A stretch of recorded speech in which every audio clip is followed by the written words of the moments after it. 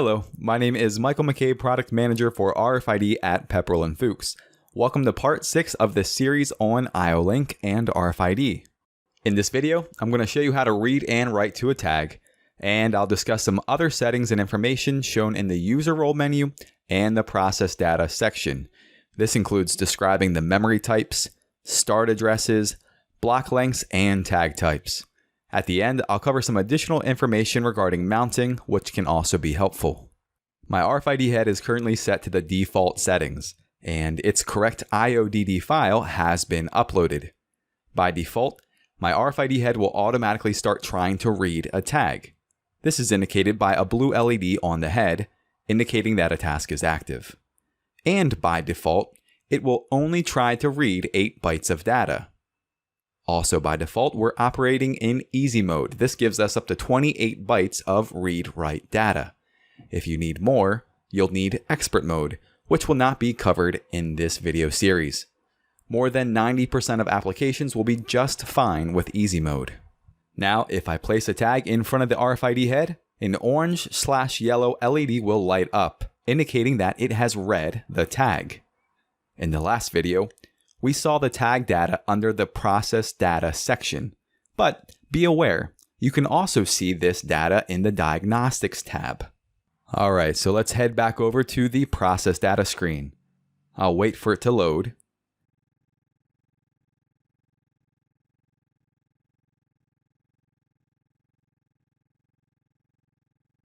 We see that the read was successful. The read task is currently active. The data type length is 8 bytes, and here's what's been read off the tag. Again, we've already went over this information in previous videos, but these first 4 bytes are the header information, and the last 28 bytes are the read data available to us in easy mode. Now, what we haven't discussed yet is how to write to an RFID tag. So let's discuss that now. I'll start by explaining a few important points. Look down the screen to the next section. In the output process data section, there are all zeros next to the write data. This makes sense because we've not yet told the RFID head what it should write to a tag. So, how do you modify this section and tell the RFID head what to write to the tag? Well, beforehand, we need to adjust a few settings. First, I've told you that when the RFID head is set to autostart, its default value, it will constantly try to read a tag upon being powered up. If we want to write to a tag, we can't constantly be trying to read a tag, so autostart needs to be turned off. Next, we have to realize that writing to a tag could be dangerous depending on the application. If just demoing, changing write data is likely okay. But if doing something like changing tag data while the associated machine is running, you should not only have the skill, but the authorization to do so. This is why, in the web interface, you'll need to be logged in as an administrator. Once you have this authorization, you can enable the process data output write capability, so you can then write to a tag. So, those are the 3 steps that are necessary to write to a tag. Let's go do them now. First, I'll turn off auto start. Alright, so I'm going to start on the user role menu. In the previous video, I used the ISDU interface to change this. But this time, I'm simply going to click Edit at the top of the user role menu. I'll scroll down, and then I'll select 00 from the drop-down. As discussed in the previous video, that 00 is in hex. The H following the 00 is just another way of displaying a hex number. Click Save, and the blue LED should turn off on the RFID head. This indicates that it's no longer attempting to read. Next, I'm going to log in as an administrator. I'll select the Advanced tab, and I'll click on Accounts. And I'm actually already logged in as an administrator. So either way, just make sure that you have an admin password set up and that you are logged in. Now we can head over to the Configuration tab, click on Miscellaneous, and now that we have the rights, we can click on Process Data Output Writing capability, which I'm going to enable right now. Alright, so now we have the ability to write to RFID tags using the web interface. Let's head over to the port page under the attached devices. And if you navigate to the process data section,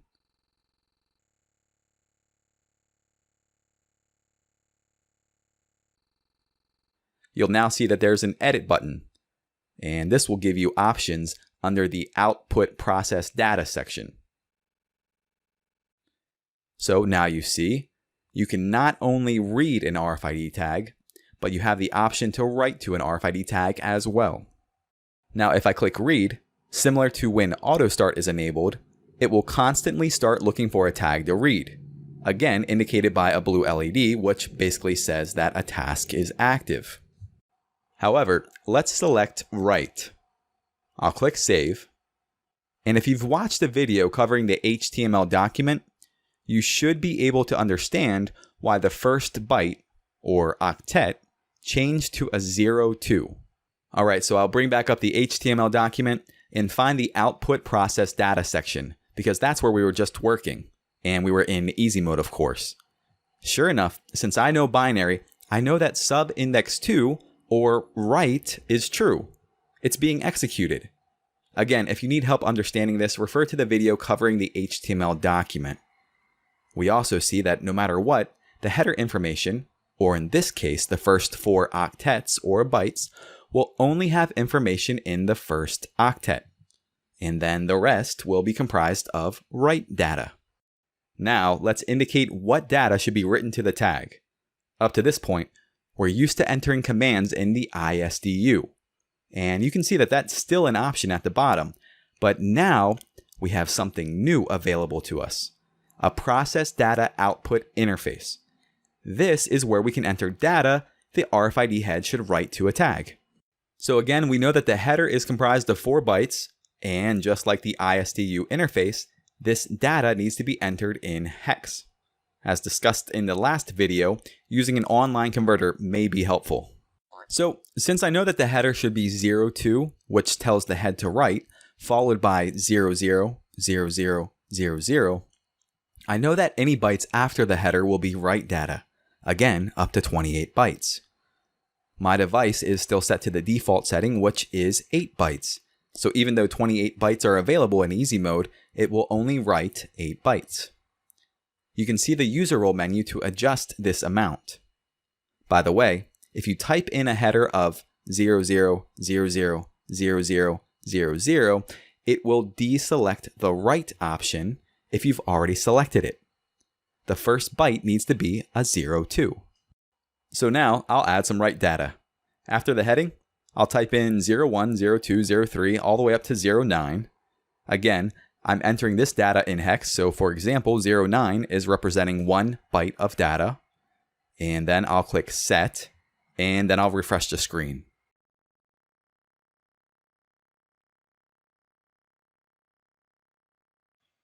Now, if I place a tag in front of the RFID head, and I see that the orange LED has flashed on and off, I know that the first 8 bytes of data were just written to the tag. So now let's click Edit, and we'll switch from the write command to the read command and click Save. The blue light will blink off real quick, indicating it's going from a write task to a read task. I'll place the tag in front of the RFID head and I'll click Refresh, and we see that the read was successful. And sure enough, there is the data that was written, up to 8 bytes. So now, if you're wondering, why didn't it go up to 09? Where's that last byte of data? Well, remember, our RFID head is currently at the default setting of only 8 bytes. So it's only going to write those first 8 bytes. So in this case, it's going to leave off that 09. Now this tag actually already had information written to the first 28 bytes. And I can prove this by clicking Edit and changing the number of bytes under Read Task to 28. And click Save. So I'll go back over to the Process Data section.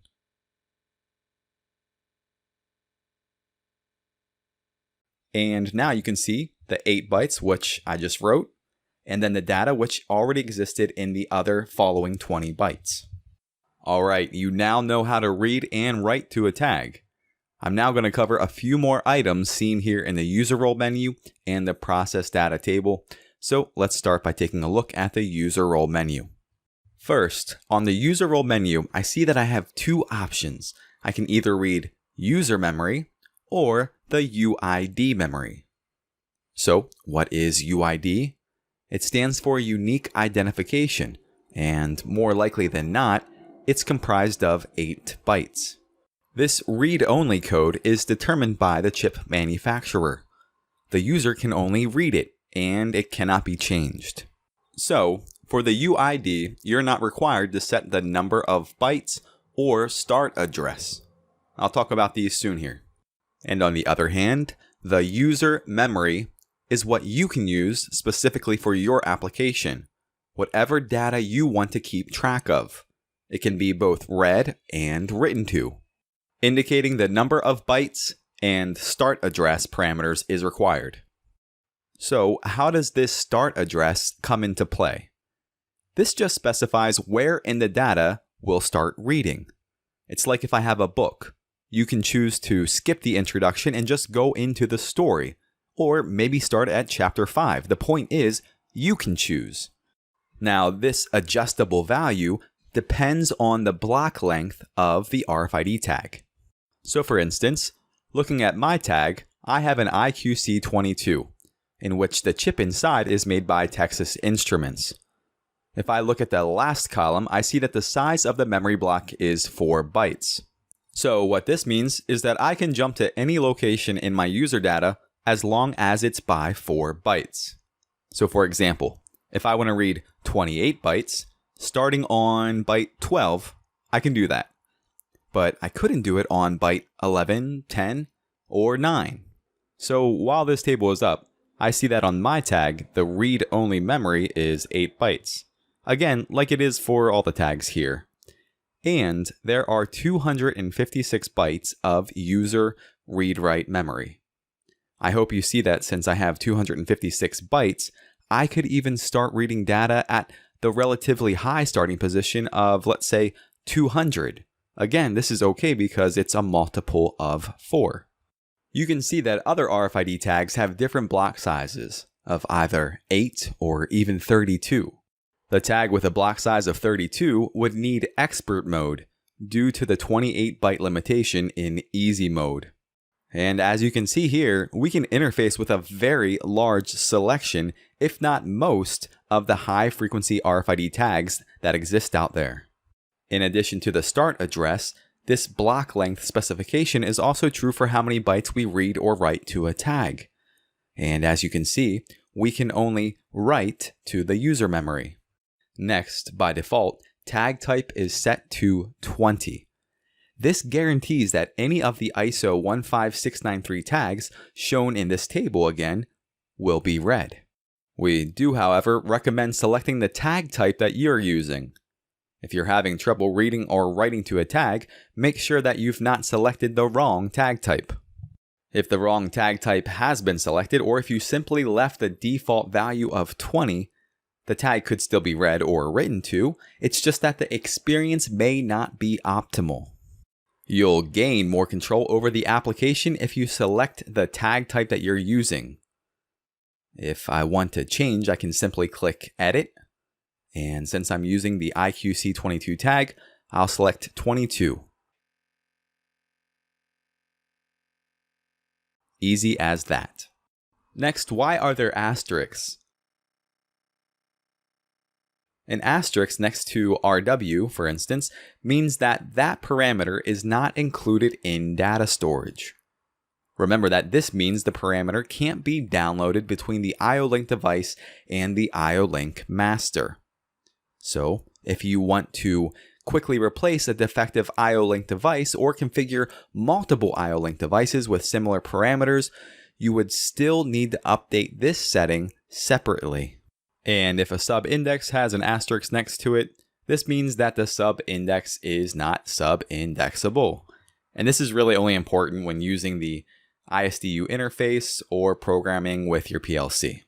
Alright, so real quick, some additional information about mounting your RFID head.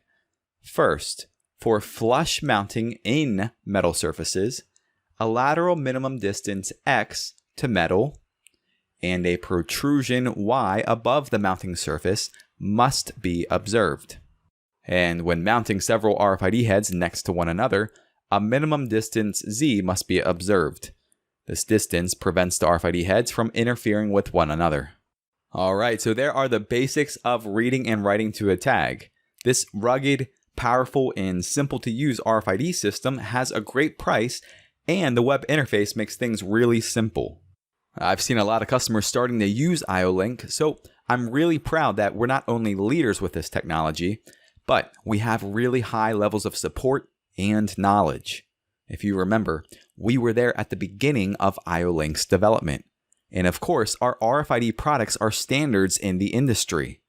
In this video series, I've only scratched the surface of what can be done with IO-Link. So if you can dream up an application, trust me, our passion is showing you how to make it work and providing you with exactly what you'll need to do it. Again, my name is Michael McCabe, Product Manager for RFID at Pepperl+Fuchs. And as always, remember that Pepperl+Fuchs is a leader in industrial automation. So click the subscribe button below to see the new industry-leading products that we come out with. And if I did a good job on this video, please click that thumbs up button so others can find it more easily. Remember, if we don't tell YouTube what's important by giving it a thumbs up, we're going to keep seeing only those shocking and crazy videos, which can be fun, but they're not helping us to become the intelligent professionals that we aspire to be. Thanks, and I'll see you next time.